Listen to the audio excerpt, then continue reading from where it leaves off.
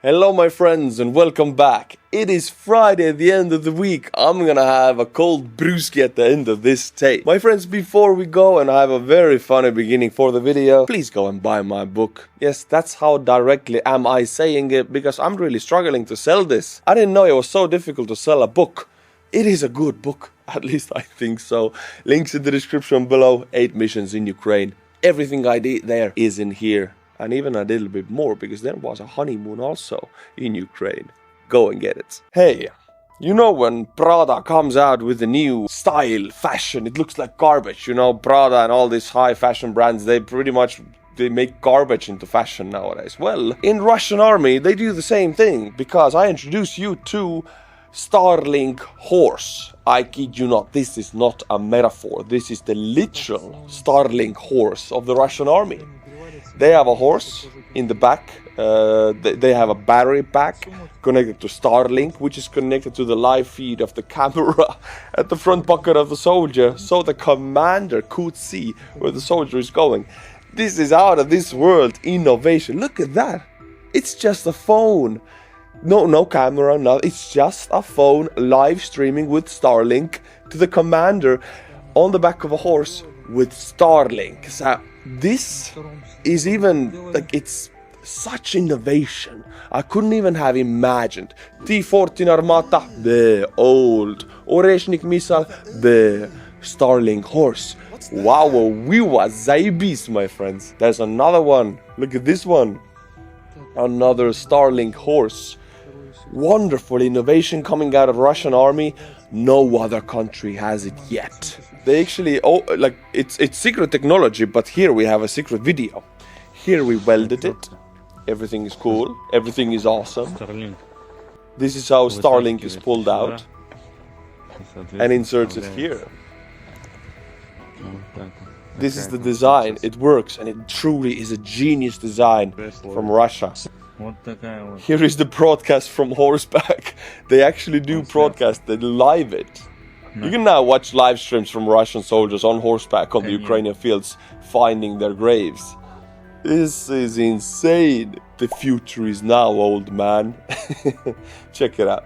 Phone camera, Starlink terminal, pouch with power bank, and that's it. That's as far as it gets. Here is the guy going on top of the horse, going on an assault. And by the way, we do have the aftermath from the Ukrainian angle this time. A Ukrainian drone operator found these 2 Russian Starlink horsemen, the cavalry, the hussars without wings, and they are taking them down. But I know what you think. I'm thinking the same thing. The horses never did nothing to nobody. Hey, try to spare the horses, but if you hit them, the horses will get hit also. So this drone pilot is such a genius.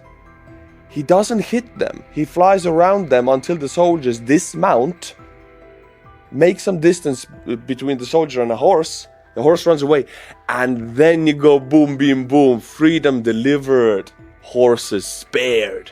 That's how it's done. This drone pilot is working with such precision. He separates the horse from the junk on top of it and then eliminates the junk. This is wonderful. Salute to the horses, but salute to the drone operators also, because they spared those precious animals. And when I say precious animals, I of course mean the horses, not the Russians. And a final question on this topic to you, my friends. Who wore it better? Is it the electronic warfare donkey from the Russian army? Or is it the Starlink horse from the Russian army? Both are innovative designs, trademarked by Russia, by Kremlin. I think Putin himself designed it on a paper. Now it's in mass production. Which is better? But now we get serious, my friends. Who am I kidding? We're not gonna get serious. Serious topic is that Russians used Oreshnik missile, their new Wunderwaffe, for the second time in its existence, for the second combat use. They did it yesterday. 11:47 p.m. The target was moving at speed of 13,000 kilometers per hour, which is super fast. It's like 1 million football fields per second, at a ballistic trajectory. The type of missile will be established after studying all its elements. Right, so Oreshnik, the terror weapon. The weapon that Medvedev has wet dreams about when he yaps about, we're going to use our nuclear power. online, but they now used it, and we have videos about it. It's IRBM. It's this kind of missile that breaks up and re-enters to the atmosphere and breaks up to many different missiles which hit different areas. It's a nuclear weapon, but obviously there's no nukes here, so it is just an extremely expensive flex. Look at that. Pew, pew, pew. Star Wars lasers coming down from above, not making really explosions on the ground because they have nothing in them. They're nuclear, but there's obviously no nuclear war. Putin doesn't start a nuclear war here, so he just shoots them at Lviv, the city in western Ukraine. Why? What the hell? Why use a $30 million price tag weapon? One missile costs that, and shoot it without nuclear weapons, just empty darts at Lviv. Well, because that's all they can do. They have no way to escalate. Russians have no way really to escalate this war, except nuclear, which they're not going to do. So this is like their powerless show of force. They just use the Oreshnik, which doesn't do anything. It's really pathetic, honestly. Remember, Oreshnik was designed to carry nuclear weapons. When it doesn't, it's not a practical or cost-effective weapon system. It's too inaccurate and not destructive enough for the $30 million price tag. It's a terror weapon designed to intimidate. Are you intimidated? I'm not. It's also incredibly revealing that Russia once again didn't target Kyiv, protected by the largest number of anti-ballistic missile defense systems in Ukraine, with their Wunderwaffe. They picked another city like Dnipro that doesn't have such defenses. Dnipro is mentioned here because the first ever Oreshnik use was last year in Dnipro, where we again saw the Star Wars lasers without any explosions. It's a stupid expensive weapon that makes Star Wars lasers but doesn't have really any effect on the ground. Just small booms, small impacts, nothing according to that price tag. This is the trajectory. It flew about 1,800 kilometers in 12 to 13 minutes, just like that. Choo! Really fast weapon, really big Star Wars lasers, no real effect whatsoever. Have you been intimidated? And now the Russian Ministry of Defense actually broke the silence and told everybody why they used this Oreshnik, pretty much why they wasted it. Because if you don't arm Oreshnik with nuclear, it's just an empty shell that flies really fast. So that's what they did. The Russian Ministry of Defense has released their first statement since the night's large-scale drone and missile attack, confirming that it carried out a high-precision long-range strike using Oreshnik intermediate ballistic range against Ukraine, claiming the strike and attack to be the response to the recent alleged Ukrainian drone strikes on the state residence of the Russian President Vladimir Putin. So this usage of Oreshnik supposed to be a payback or revenge because Ukrainians dared to strike Putin's palace or residence with drones. First of all, never been confirmed. We have no videos or photos about that strike. Second of all, even if they did strike, now Russia is going to use Oreshnik, a $30 million nuclear weapon system platform without what kind of a revenge is that? That's throwing money down the garbage. Am I understanding money wrong somehow? For me, this is just wasting money. Honestly, 30 million, I could do so much with that.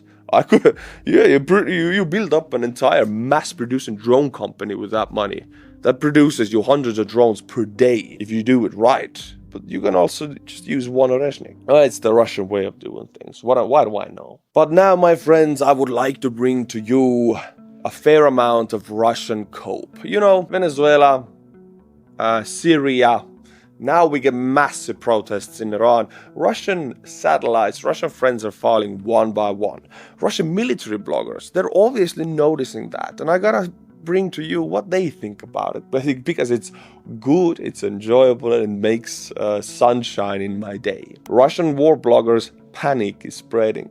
It all seemed to start with the lies in Kupyansk and has been impacted by Venezuela, Iran, oil tanker seizures, and the nationalization of Lukoil assets in Iraq. Ooh, did you know about that? I didn't even talk about it. It's major. Lukoil has oil fields and oil assets in Iraq, in one of the oil fields. Iraqi government was like, yeah, get out of here. We're taking all of that. That's mine now. And they gave those contracts to American oil companies. That just happened, right now. It's insane.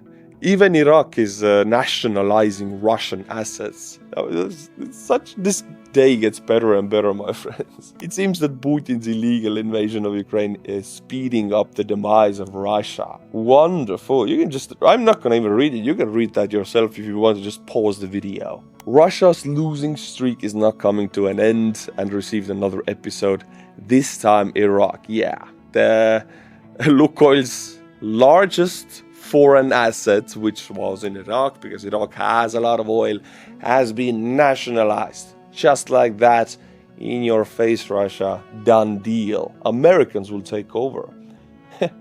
Nice. Okay, let's continue on the copism. Let's go to Kupyansk. Still, there are Russians in some of the buildings in Kupyansk surrounded. Dozens of Russian troops encircled in Kupyansk hospital. Russian military bloggers can't understand why they're losing in every front. Excuse me, but the idea that the Americans stole Maduro and we didn't steal Zelensky is nonsense.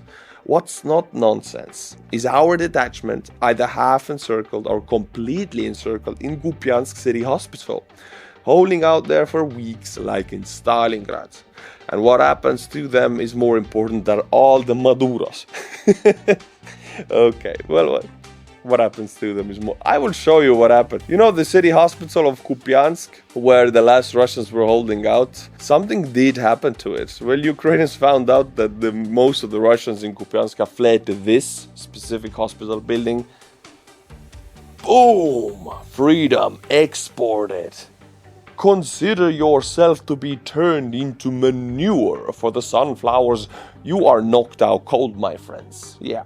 Done deal, they're gone. Kupyansk is cleared out. A complete Russian humiliation by Trump. The cope is seething on a new level. Spetsnaz 007 says, the US military carried out an operation as soon as the Navy was bound for the Marinera oil tanker. It's all PR. They boarded the vessel but now can't seize it. Just a show. And a little bit later, the Russian Navy has arrived. And the next day, the US, it was actually not the next, it was next hour, I think. The US Navy actually boarded 2 of the Russian tankers and seized it, and seized the oil, and seized the crews, and they're going under justice in America. That's freedom for you. So, Mr. Trump, just here, says something funny. I don't really like the orange man at all. I just like when Russians have it bad for them. That is why I'm showing him.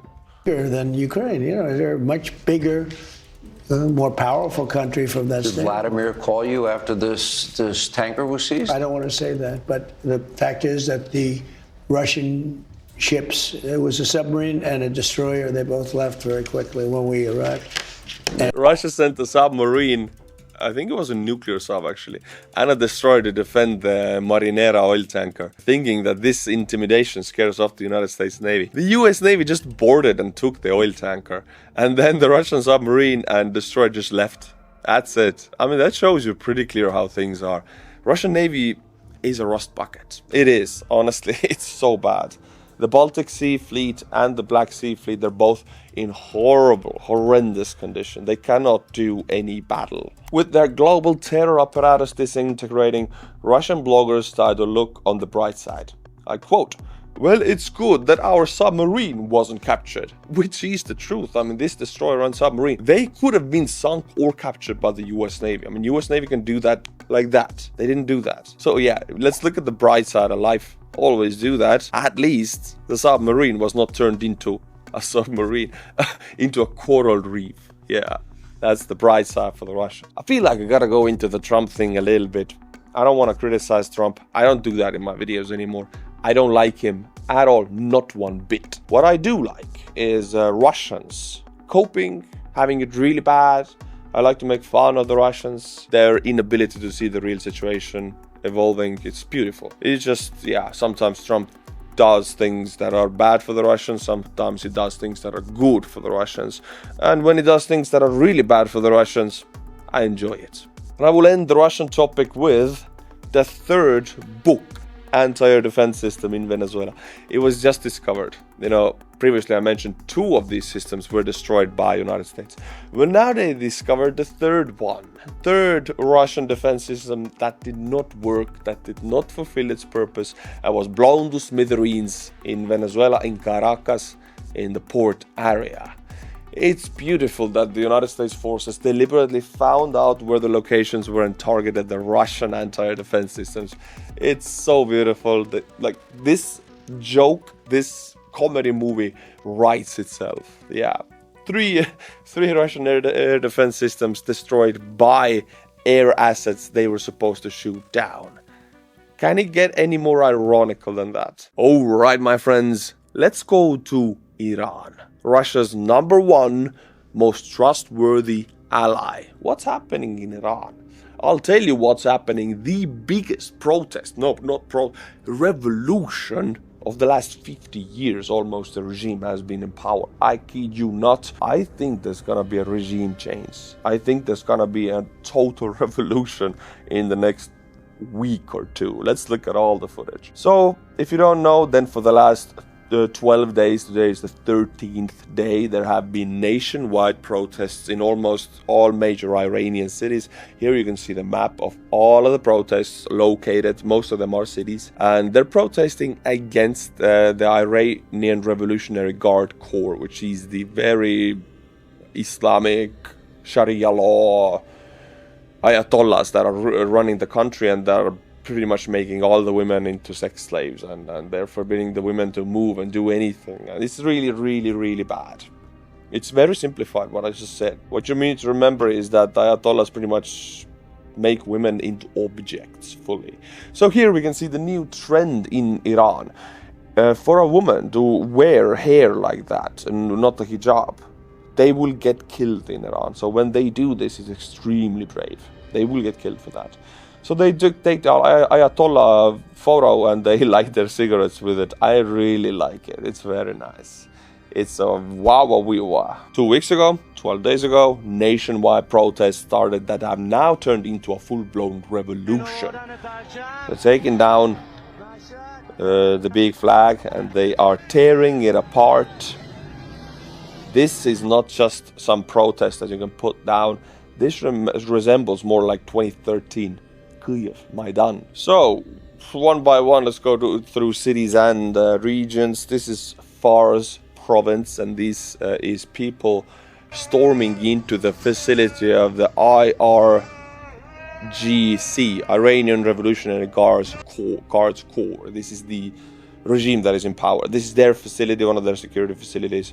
Break in the gates, go and storm it. So, people are storming military facilities, police facilities. The power structures are being run over. Here is a very quick outline of what has happened in the last 12 days. It says pretty much that these are the biggest protests Iran has ever seen in the last 47 years, 48 years, how long the regime has been in power. They involve all 31 provinces, and people are actually calling out the Crown Prince to re-emerge and Iran to be a kingdom again. Also, they're calling out for Trump to be involved in this on the side of the people. It's crazy. They're calling for a foreign intervention into Iran. And Iran does need it. I mean, the regime is absolutely horrible. It's one of the worst regimes in the world right now. Yeah, the protests, they are massive. Just show you some of the videos so you can just see how many people are there. Yeah, we're talking millions across Iran. It's not tens of thousands or hundreds, it's millions across Iran. And even the capital, Tehran, is flooded. Streets are flooded with people, and the police, riot police, they're very strongly outnumbered. And we got this funny little video. See, the riot police, they are the ones in Iran who, I'm gonna say it how it is, they beat women to death. That's what they do. If a woman doesn't wear a hijab, shows her hair or face, they have been known to do that. They have done it before. We have many instances where they beat that woman so bad, they go into coma and they die later. That has happened many times. It's such a crazy thing. So here, this very same riot police meets with a Peugeot, the French car, Peugeot. 508, was it? 405. Okay, so it's a very small one. Peugeot versus Iranian Revolutionary Guard called Riot Police. Check it out. Slams into them, goes straight through them. Hey, these small French cars, man, they surprise me. I'm not a fan of French cars, the garbage. But this one, straight through the Riot Police. I gotta salute that. That's very nice. That's a wow moment. So, this is the first government building. There's many government buildings in the capital of Tehran, but this is the first one we see burning. And when government buildings are set ablaze, that usually signals a revolution, not anymore a protest. So yeah, this happened yesterday night. I'm calling it, I think this will be a regime change in Iran. These are police vehicles in the capital of Tehran. And when police vehicles are burned like that, usually also it might signal a revolution. In the scale that we're seeing that in Iran, it's definitely a big one. For example, Baji base in Rasht, sorry for the butchering of the names. Well, this is one of the bases of the IRGC, again, overrun. In many different cities, they overrun the Revolutionary Guard's military bases and facilities, which is not just a street protest. This is taking power to people's hand, and the people, they are armed. Some of the people, they have weapons. So this is not an unarmed protest. It's an armed revolution. It's massive. This is another city, yet another whole complex of military base on fire. They just set it on fire immediately. And what Iranian regime has now done, they have switched off the internet as of like 2 days ago. Usually regimes, I mean, I have a list here. Countries who have actively used or are using means of switching off the entire internet are listed here. Russia, Venezuela, Myanmar, Pakistan, Tanzania, Iraq, Vietnam, Iran, India, Turkey. I mean, you don't want to be in this list. It's a list of usually bad or mediocrely bad countries. Russia leads this, of course, duration of 37,000 hours of just total internet blackouts done by the government. Affected users 146 million. And when you don't have internet, I mean, most of the money moves through internet, online shopping and all of that. So that means almost $12 billion of losses just because government chose to shut down the internet. So they're taking these losses as a country. So yeah, Iran is doing that also. The losses are small because there's no money in Iran, basically. Nothing moving there except oil. But yeah, they're doing that now, learning from the Russians. Look at that. That's the chart of internet in Iran. Boom, to zero, just like that, just everything gone.